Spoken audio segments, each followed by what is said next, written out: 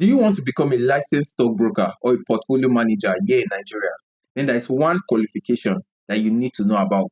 It is the ACS qualification that is offered by the Chartered Institute of Stockbrokers. The Chartered Institute of Stockbrokers is the only professional body in Nigeria that is legally empowered to conduct qualifying examinations into the stockbroking and securities investment profession.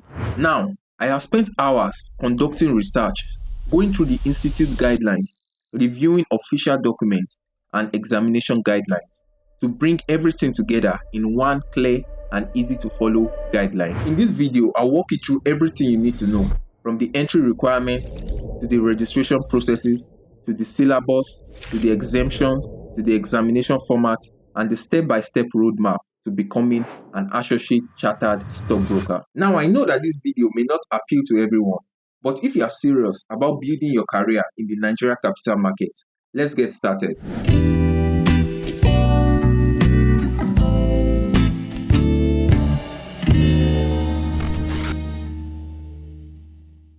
It's important to note that the information in this video is based on my research and experience while taking the Institute examination. So always refer to the Institute's official website for the most up-to-date information. With that being said, let's discuss the requirements to become a member.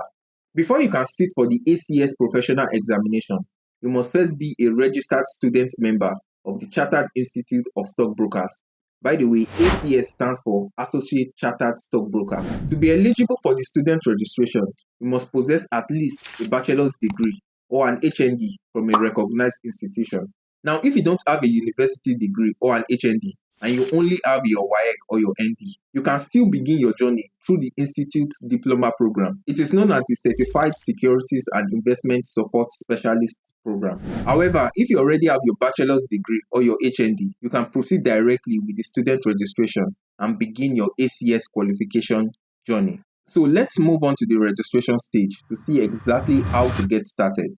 Like I said earlier, to register as a professional student with the Chartered Institute of Stockbrokers, you must possess a bachelor's degree or an HND. Now, the first step is to proceed to the Institute's official website using this link and go on to create a new account. Once you are signed up, you'll be presented with the different application processes.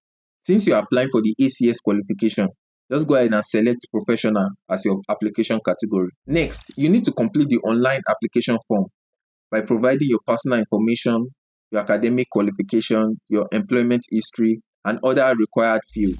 You also need to upload a scanned copy of all your credentials. After completing the form, you'll proceed to the payment page to pay for the student registration fee. One important thing to note is this: you don't select or pay for exemption at this stage, even if you believe that you are eligible. So from these options, don't select exemption.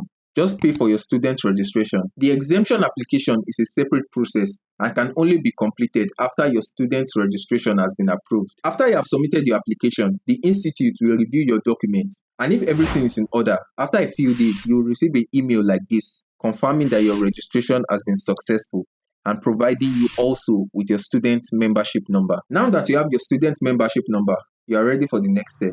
Let's talk about the syllabus. The ACS qualification is divided into two examination levels, Level 1 and Level 2. In Level 1, you'll be required to write and pass 4 papers, unless you are granted exemption based on your academic and professional qualifications. Once you have successfully completed the Level 1 requirements, either by passing the exams or receiving exemptions, you can then proceed to Level 2, where you will write 2 additional papers. It's important to note that the Institute does not allow candidates to combine Level 1 and Level 2 papers in one exam diet. In other words, you must complete all your Level 1 requirements before you will be eligible to register for Level 2. Now that you have a clear understanding on how the examination structure is organized, let's talk about the exemption process and how you can qualify for it. In simple terms, exemption just means you don't get to sit for some certain papers based on your past academic or professional qualification that the Institute actually recognizes. Now, right over here, you can see the recognized qualifications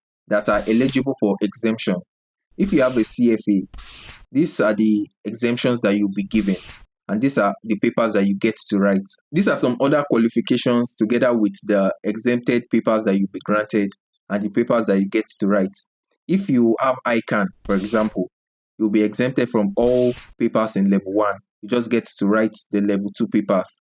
And if you also have CIBN, you also get exemption from all the papers in level 1. You just get to write the papers in level 2 and some other certifications like that. Also, if you have ACCA, you get exemption from all the papers in level 1 and you get to write only papers in level 2. So these are just the recognized certifications that are eligible for exemption. All you just need to do is to identify the certification that you have, then apply for the exemption that is granted to that particular certification. Once it's approved, then you can register for the exams that you are required to write. Now, during your registration, you would have uploaded your academic and professional qualifications, right? So if you are eligible for exemption, the institute will review your application and notify you via mail. For example, in my case, I was granted exemption from all the papers in level 1 because of my CIBN qualification. Your own exemption will depend on your qualification and the institute's exemption policy. Along with the approval mail, you will also receive the exemption form for you to fill and also instructions on how to pay for the exemption fee. Once that is done, you can begin preparing for the papers that you are writing. So let's discuss on lectures, study materials, and how to prepare for the exams. Alright, just a little ad break. Please, if you are gaining value from this video, I would truly appreciate if you can subscribe to this channel if you are not already subscribed, and like the video. That's all I ask. Subscribe to the channel and like the video. It helps the YouTube algorithm to recommend this video to more and more viewers. So thank you so much. Let's get back to the video. So you can go ahead and skip the ad now. Skip the ad. Alright. Once you have paid your exemption fee and also completed your examination registration, the institute will send you an invitation to join the official WhatsApp group for your particular examination diet. This group is where important announcements and informations are being shared, and also revision classes are being held on this group. And you can also get access to study materials for the exams. In addition, the institute website provides access to official study packs and also recommended learning materials for each paper. If you would want access to the study materials and the past questions that I used when preparing for the examination, I will leave a link for that in the description. Now that you know how to prepare for the exams, let's take a look at the examination structure. As I mentioned earlier when discussing the syllabus, the ACS qualification consists of 2 examination levels. The level 1 consists of 4 papers, while the level 2 consists of just 2 papers. And you will need to complete all the level 1 requirements either by passing the exam or getting exemption before you can progress to level 2. Now, right here, you can see the institute's examination structure. The level 1 examination consists of 150 objective questions, and the answers are objective with 3 options, option A, option B, and option C. And the time allowed for each paper is 3 hours. Now, the level 2 also consists of multiple choice questions, but it is both objective and caseless questions. It also has 3 options, option A, option B, and option C. Also, 3 hours is allocated for this paper. Now, the paper in these levels are divided into 2 sections, like section A and section B. Section A has 40 objective questions, which carries 40 marks each. Now, section B has 50 objective caselet questions that carries 100 marks. So the way the thing works is like this. They will give you a case study in the exam, and from that case study, they will bring out 5 or 7 questions. The next question will have a different case study. So that's how the thing will progress. Like 5 questions will come from one case study, another 5 questions from a different case study. That's how the caselet questions are being structured. Now, there are 2 main papers under the level 2 exam, which is paper 3.0 and paper 2.4. And both papers also have the same similar structure, which is 40 objective questions and also 50 caselet questions that carries 100 marks. Now, whether you are writing the level 1 exams that consist of 150 multiple choice questions, or you are writing the level 2 exams that has 40 multiple choice questions and 50 caselet questions, each paper carries a total of 100 marks. And in order for you to pass any paper, you must score at least 50%. The CIS professional examinations are conducted twice in a year, typically in March and in September. When registering for the exams, you may notice some options to select physical examination centers. However, it is important to note that the institute has transitioned to a fully computer-based format. In other words, there are currently no physical examination venue. I repeat, there are no physical examination venue. All the examinations will be conducted online. You'll be required to download and install a secured examination browser on your computer. This is the platform through which you will sit for the examination from the comfort of your home or your office. Since the examination is remotely proctored, you will be monitored throughout the entire session. So make sure you sit in a quiet environment. Make sure you have a stable internet connection and ensure that there is no one else in the room when you are taking the exam. Now, once you have successfully completed all the required papers, you have completed the examination phase. Now you can move on to the final phase of this journey, which is your induction. Wow, congratulations, you have made it this far. You have successfully passed all the CIS examination. So what's next? Shortly after the results is being released, you will receive an email from the institute congratulating you on completing the examination. This email will also outline the requirements for your induction into the associate membership. This typically includes documents such as the completed induction application form, your referee's recommendation, employee's attestation, your CV, your passport photograph, and other supporting documents like your letter of completion. You would also receive the CIS examination completion letter confirming that you have successfully completed the institute's professional examination. More importantly, passing the CIS examination makes you eligible to apply as a sponsored individual with the Security and Exchange Commission, SEC, which is a key requirement for many regulated roles in the Nigerian capital market. As you progress through your induction process, the institute will continue to communicate important information and instructions to you via email, so make sure you always check your email.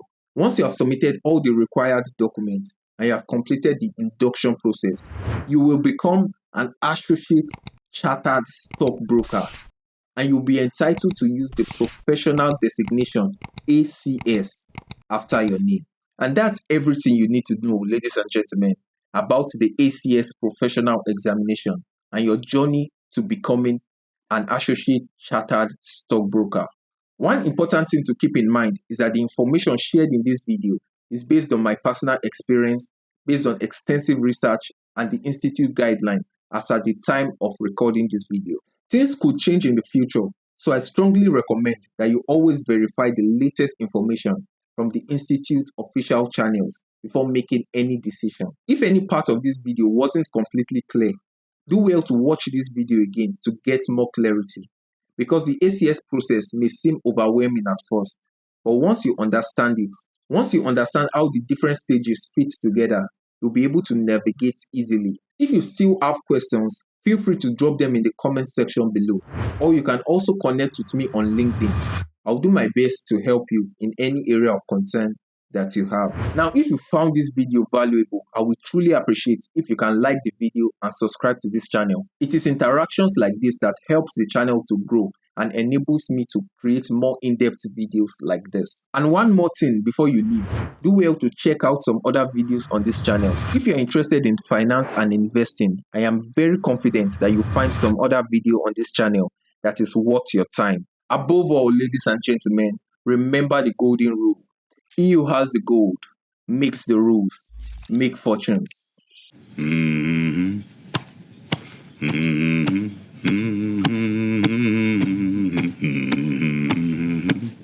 on.